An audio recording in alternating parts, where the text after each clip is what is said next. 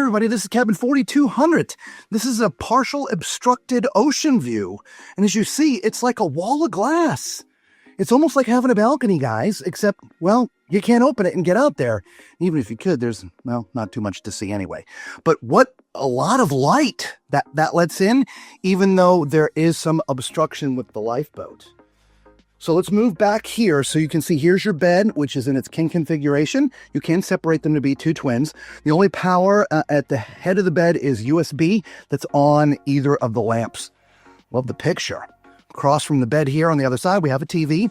You have a little ice bucket and some cups. There's a mini fridge down here. There's some storage over there. There you go. We have a hair dryer in this drawer, 3 other drawers there. That mirror does light up. As far as power goes, you have 1 US, 1 European. Across from this, you have your sofa, and a lot of the cabins that would become another bed if need be, and a little table. We have 3 closets. This one here has safe and shelves, but you can hang stuff there and pull that shelf up. There's also double hanging on this side, and the third one behind the door, it's just shelves. Last but not least, we have our bathroom, which is the same in all the cabins except for the suites. Nice corner shower with the curtain, as you see, lotions and potions in there. Toilet's in a great place for someone my height at 6'4", as well as if you're a little on the fluffy side. We have 6 shelves, makeup mirror. There's power up top there.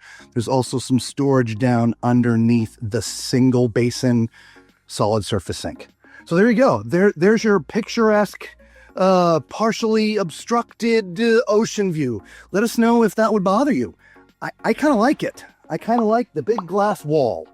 You let us know in the comments. We'll see you on the next one. Ciao.